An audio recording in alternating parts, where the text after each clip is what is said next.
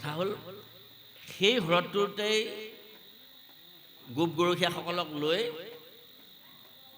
বৃন্দাবনত গৰু চৰাই থাকোঁতে গৰুবিলাকে পানী খাই হ্ৰদৰ পানী খাই মৰিলত তেওঁলোকে ভগৱান কৃষ্ণই কালিক দমন কৰোঁ বুলি তালৈ কদম গছলৈ উঠি জাপ মাৰি দিলে আৰু কালিনাগৰ লগত যুঁজ লাগিল।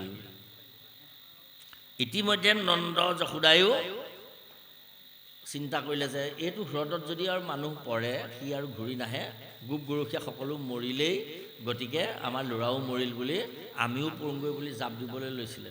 পিছে জাপ নিদিলে বাৰু, বলৰামে বাধা দিলে, জাপ নিদিলে।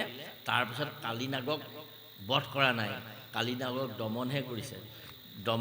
কালিনাগক দমন কৰি ৰমণক দ্বীপলৈ পঠিয়ালে। ৰমণক দ্বীপলৈ আকৌ ৰমণক দ্বীপলৈ গৌৰ আৰু কোনোদিন নাযায়। দুটা গৌৰ যাবও নোৱাৰে আৰু গ'লেও মোৰ পদচিহ্ন তোমাৰ শিৰত থাকিব, গতিকে তালৈ ভয় নাই। এতিয়া কাহিনীটো অন্তৰালত এটা কথা আছে। নাগ পত্নীসকলে ত্ৰুটি কৰিছে ইয়াত। কালিক সৰ্পৰূপেৰে দেখাইছে শংকৰদেৱ মহাপুৰুষে বা বেদব্যাসে ভাগৱতত, কিন্তু পত্নীসকলক মানুহৰ দৰে দেখাইছে। তাৰ মানে কালি হ'ল ক্ৰূৰ স্বভাৱৰ লোক। তেওঁ পূৰ্বজন্মত এজন ঋষিয়ে আছিল, হয়নে বাৰু? এই অনাৰ্যৰ লগত আৰ্য সংস্কৃতিৰ এটি মিলনৰ এটা তাত্ত্বিক কাহিনীয়ে এই আপোনাৰ কালি হ্ৰদৰ বা কালিনাগৰ স্তুতিটোৰ কথাখিনি আছে। আৰু ইয়াত কালিনাগৰ পত্নীসকলে ভগৱন্তক এনেকুৱাকৈ স্তুতি কৰিছে যে তোমাৰ পদধূলা পোৱাৰ বাবে যিসকল খুব ভাগ্যৱান, এই ভাগ্যৱানসকলেহে তোমাৰ পদধূলা পায়। গতিকে মোৰ স্বামী মহাভাগ্যৱান, মোৰ স্বামী জন্মে জন্মান্তৰে কিবা পুণ্য কৰি আছিল, হয়। অশ্বক্ষীৰা নামৰ এজন ঋষি আছিল, ভগৱান বিষ্ণুৱে তেওঁক আশীৰ্বাদ দিলে, তেতিয়াও বিষ্ণুৰ কৃপা লাভ কৰিলে আৰু তেতা যুগ গ'ল, সত্যযুগৰ কাহিনীহে সেইটো। তেতা যুগ গ'ল, তাৰপৰা দ্বাপৰ যুগত আকৌ ভগৱান কৃষ্ণই তেওঁক এই পদত চিহ্ন শিৰত দিলে। গতিকে যাক ভগৱন্তই কৃপা কৰে তাক যুগে যুগে ভগৱন্তই নেৰে। গতিকে এই ভাগৱত শাস্ত্ৰৰ পৰম অমীয়া তত্ত্বৰ ৰসাল কাহিনীবিলাকৰ মাজেদি আমাক ভগৱন্তৰ চৰণত ভুকতি কৰিবৰ বাবে আহ্বান জনাইছে শংকৰদেৱ মহাপুৰুষে।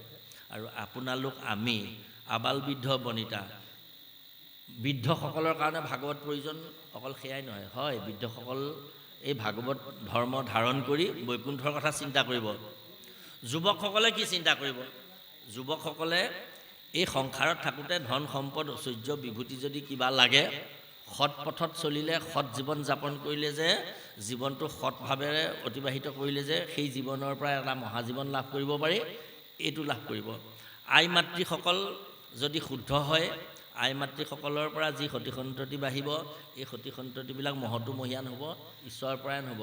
আজি সতি সন্তানবিলাক যদি ঈশ্বৰপৰায়ণ নহয়, ভাল নহয়, তেনেহ'লে আজি জগতখনত কেনেকুৱা এটা অৱস্থা হৈছে।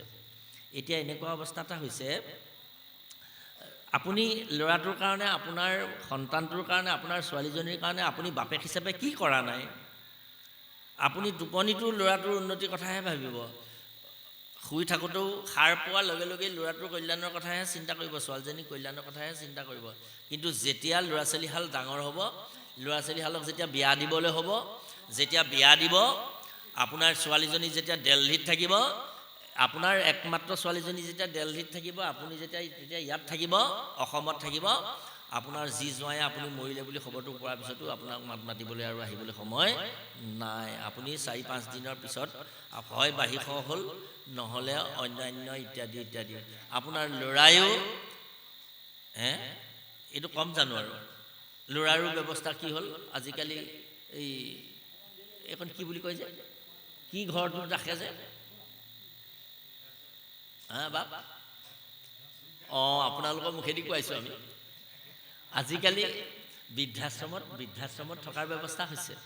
গতিকে মই এটা কাহিনীৰে মোৰ ক'বলগীয়া গোটেই কথাখিনি সামৰিবলৈ লৈছোঁ। কাহিনীটো আকৌ ভাগৱতৰ নহয়। স্কুল প্ৰাথমিক বিদ্যালয় এখনৰ আগতে DC এইবিলাক কাগজত পোৱা কাহিনী DC এজন আহি ৰ'লহি DC এজন ৰ'লহি পুলিচ মেলটৰি ভালেকেইজন আহিছে পুলিচ প্ৰশাসনৰ মাজেদি আহিলে সুধিলে এই স্কুলখনত এজন হেডমাষ্টাৰ আছিল তেখেতৰ নাম অমুক আছিল তেখেত এতিয়া ক'ত বোলে তেখেত এতিয়া অৱসৰ লোৱা আজি প্ৰায় 5 বছৰমান হৈছে তেখেত এতিয়া বৰ্তমান আমাৰ অমুক চহৰত আমি অমুক চহৰত আমাৰ অমুক নামৰ চহৰখনত থাকে এনেকৈ ক'লে তেখেতে সেই চহৰখনলৈ গ'ল সুধিলে সেই চহৰখনৰ এজন ডাঙৰ অফিচাৰৰ দেউতাক এওঁ গৈ সেই দেউতাকজনক বিচাৰিলেগৈ সেই দেউতাকজন তাত নাই তেখেতক সুধিলে বোলে নহয় আমাৰ দেউতা তেখেত হয় কিন্তু মই ঘৰলৈ যোৱা নাই তেখেতে এতিয়া থাকে ক'ত বোলে তেখেতৰ ঘৰ অমুকত আছিলে পুতেকৰ পৰা ঠিকনাটো লৈ আহি তালৈ গ'ল ওচৰ চুবুৰীয়াৰ পৰা গম পালে তেখেত বোলে ইয়াত নাই ক'লৈ গ'ল তেখেত বোলে বৃদ্ধাশ্ৰমত থাকে বৃদ্ধাশ্ৰমলৈ গৈ তেখেতক DC জনে লগ কৰিলেগৈ ডেপুটি কমিশ্যনাৰজনে লগ কৰিলেগৈ লগ কৰি তেখেতক সেৱা জনালে যে মোৰ নাম অমুক মই অমুক ছাত্ৰ আছিলোঁ মোৰ মা কাপোৰ চিলোৱা এগৰাকী দৰ্জী আছিল দেউতা নাছিল গতিকে মায়ে কাপোৰ চিলাই মোক এনেকুৱা কৰিছিল আৰু মই বৰ কষ্টত পঢ়াৰ কাৰণে আপুনি টকা 100 মোক দিছিল আৰু সেই টকা 100 তুমি আগতে ডাঙৰ অফিচাৰ হ'লে মোক ঘূৰাই দিবা বুলি কৈছিল গতিকে মই টকা 100 আপোনাক ঘূৰাই দিবলৈ আহিছোঁ তেতিয়া মই টকা 100 ঘূৰাই দিবলৈ আহিছোঁ বাৰু যে কি নহওক এতিয়া মই কাহিনীটো এইকাৰণে কৈছোঁ পিছলৈ কাহিনীটো আৰু আছে এইখিনি আৰু দুখদায়ক মই তালৈ আৰু নাযাওঁ এতিয়া কথা হ'ল আমি তালৈ যদি যাব নালাগে আমি আমাৰ সতি সন্ততিবিলাকক ঈশ্বৰ প্ৰয়াণ কৰিব লাগে মাক দেউতাক কি আপোনালোকে নামঘোষা শাস্ত্ৰৰ এজন ঘোষা গাম আমি আপোনালোকেও সেই ঘোষাজনা আমাৰ লগত গাওক বাপসকল আপোনালোকে সদায় গায় আইসকলেও গাব কৃষ্ণ হৰি ৰাম কৃপাৰ সাগৰ দৈৱকী নন্দন পুৰিও মনৰ কাম ভকতৰ সংগ সদানো গুচুক মুখে তোৱা গুণ নাম ৰাম মুখে তোৱা গুণ নাম মাধৱদেৱ মহাপুৰুষে এই ঘোষাজনা লিখিছে কৃপাৰ সাগৰ দৈৱকী নন্দন ইয়াৰ অৰ্থটো চাওকচোন কৃপাৰ সাগৰ ভগৱানৰ গুণনাম বহুত কৃপাৰ অধিকাৰী সাগৰ মানে অধিকাৰী দৈৱকী নন্দন তেওঁৰ নাম দৈৱকীৰ পুতেক পুৰিও মনৰ কাম আমাৰ কামনাটো পূৰ্ণ কৰা কি ভকতৰ সংগ সদা নুগুচুক মুখে তোৱা গুণৰ নাম ইয়াতকৈ শ্ৰেষ্ঠ প্ৰাৰ্থনা নাই ইয়াত এক নিষ্কাম প্ৰাৰ্থনা ভকতৰ সংগ সদা নুগুচুক ভকতৰ সংগ সদা নুগুচিবলৈ কৈছে আপুনি আমি ভকত হ'ব লাগে আৰম্ভণিতে কৈছিলোঁ নহয় আপোনালোক ভকত বুলি ভকত কেনেকৈ হ'ব আপোনাক ভকত কোনে কৰিব আপুনি আপোনাৰ ল'ৰাটোক শিকাওক যে ক'ৰবালৈ যাওঁতে তুমি মাক সেৱা কৰি যাবা তোমাক ককা আৰু আইতাক সেৱা কৰি যাবা স্কুললৈ যাওঁতে ইমানজনী ছোৱালী হৈ থাকোঁতে সীমান্তিৰ ল'ৰা হৈ থাকোঁতেই মাক দেউতাকক সেৱা কৰিবলৈ ক'বা মাকে দেউতাকক সেৱা কৰিবলৈ ক'ব দেউতাকে মাকক সেৱা কৰিবলৈ ক'ব কি দেউতাক সি ক'ব মা তুমি আকৌ পাপাক সেৱা কৰিবলৈ কৈছা পাপাই আকৌ তোমাক সেৱা কৰিবলৈ কৈছা পাপাই কোৱাটো তুমি কৰিবা মই কোৱাটো তুমি কৰিবা তাৰমানে মাক দেউতাকক সেৱা কৰিবা দুইজনে ক'ব ককা আইতা যদি আছে ককা আইতাক সেৱা কৰিবলৈ ক'ব যিজনী ছোৱালীয়ে যিটো ল'ৰাই মাকক সেৱা কৰি LP স্কুললৈ গ'ল হাই স্কুললৈ গ'ল কলেজলৈ গ'ল ইউনিভাৰ্চিটিলৈ গ'ল মাক দেউতাকৰ ভৰিত ধৰি সেৱা কৰি গ'ল সেইটো ল'ৰাই তেনেকুৱা মাকবিলাকক প্ৰতিগৰাকীকে মাক বুলিয়ে ভাবি থাকিব প্ৰতিজনকে দেউতা বুলিয়ে ভাবি থাকিব বেয়া কাম কৰিবলৈ হ'লে সেই ভৰি দুটালৈ মনত পৰিব তাৰ মাকৰ দেউতাকৰ সেই ভৰি দুটালৈ মনত পৰিব আৰু সেই মাকে দেউতাকক ল'ৰাক ভাল ভাল কথা ক'ব তুমি অমুকটো হ'ব লাগিব তমুকটো হ'ব লাগিব আৰু ল'ৰায়ো মাকৰ সেই বেয়া কাম কৰিবলৈ হ'লে মাক দেউতাকৰ মুখখনলৈ মনত পৰি যাব মাক যাবৰ সময়ত যে আপুনি চুমা এটা খাইছিলে আপোনাৰ ভৰি ধৰি সেৱা কৰোঁতে আপুনি তাক আশীৰ্বাদ মূৰত দিয়াটো বাদ দিয়ক আপুনি তাক লৈ মুখতে এইখিনিতে যে চুমাটো খাইছিলে সি যে আপোনাৰ মুখলৈ চাইছে হাঁহি মাৰি গৈছিলে সেই হাঁহি মুখখনলৈ মনত পৰিব আপোনাৰ সি বেয়া কাম কৰিবলৈ হ'লে এই কামটো কৰি পঠিয়াওক আপুনি আপোনাৰ আইগৰাকীয়ে ল'ৰা ছোৱালীহালক এইটো কাম শিকক, একো কৰিব নালাগে। আপুনি আপোনাৰ স্বামীক ভকত বুলি ভাবক আৰু আইগৰাকীক আপুনি ভকত বুলি ভাবক। আমাৰ শাস্ত্ৰই আইসকলে স্বামী বুলি তেখেতক সেৱা কৰিবলৈ কৈছে।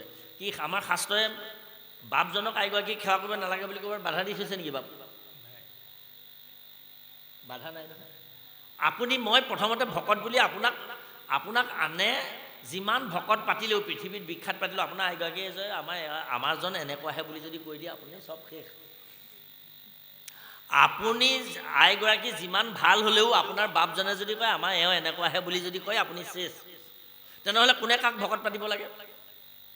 আইগৰাকীয়ে বাপজনক, বাপজনে আইগৰাকীক। আপোনালোক দুজনৰ মাজত ভকতটো ৰাখক। শংকৰদেৱ মহাপুৰুষে বা মাধৱদেৱে যে কৈছে ভকতৰ সংগ শতানুগুচুক, মানে বেলেগক মই আহিলোঁ কাৰণে আপোনালোকৰ সংগ পালোঁ, মই ঘৰত থাকিলেও ভকতৰ সংগ যাতে পাই থাকোঁ। তাৰমানে আপোনাৰ ল'ৰা দুটাক ভকত কৰক, আপোনাৰ ছোৱালী দুজনীক ভকত কৰক। ঈশ্বৰৰ কথা নাজানে যদি মুছলমানৰ ল'ৰাবিলাকে ইমান কি ল'ৰাই টুপিটো পিন্ধি চবেই তেওঁলোকৰ নামাজলৈ যায়। খ্ৰীষ্টানৰ ল'ৰাবিলাকে যিমান কথা জানে বাইবেল সম্পৰ্কে, মুছলমানৰ ল'ৰাই তেওঁলোকৰ ধৰ্মশাস্ত্ৰ সম্পৰ্কে যিমান জানে, আমাৰ ল'ৰাক আকৌ ধৰ্মশাস্ত্ৰ পঢ়িলে ভয় খুৱাই দিয়া হ'ল। এই ধৰ্ম পাগল হ'ব, ল'ৰাটো ধৰ্ম পাগল হ'ব, এইটো পাগল হ'ব। আমাৰ এতিয়া যি সময়ত শাস্ত্ৰৰ ওচৰলৈ যাবলৈ কৈছে, সেই সময়ত আমাৰ শাস্ত্ৰ বিদ্ধসকলক আমি অকল ৰামকৃষ্ণ বুলি জানিলেই হ'ল আৰু আপোনাৰ হয়নে? আমাৰ এতিয়া ধৰ্মশাস্ত্ৰৰ কাহিনী গোটেইবিলাক কালে ক'লোঁ? আমি উঠি অহা যুৱ প্ৰজন্মৰ কাৰণে ক'লোঁ। ভাগৱত শাস্ত্ৰখন উঠি অহা যুৱ প্ৰজন্মৰ কাৰণে। গতিকে যুৱ প্ৰজন্মৰ কল্যাণৰ কাৰণে, সমাজখনৰ কল্যাণৰ কাৰণে ভাগৱত ধৰ্মই আপোনালোকক কৃপা কৰক। আৰু আপোনালোকৰ গাহৰি চোৱা গাঁওবাসীয়ে এনেকুৱাকৈ যি পদক্ষেপ লৈছে, এয়াই নহয়, ইয়াৰ পাছলৈও আপোনালোকে এনেকুৱাকৈ ভাগৱতৰ কথাবিলাক বাপসকল এই পঢ়ি গ'লে, এতিয়া এই কালি কাহিনীটো যদি আমি বেদশিৰা অশ্বশিৰা কথা নকলোহেঁতেন,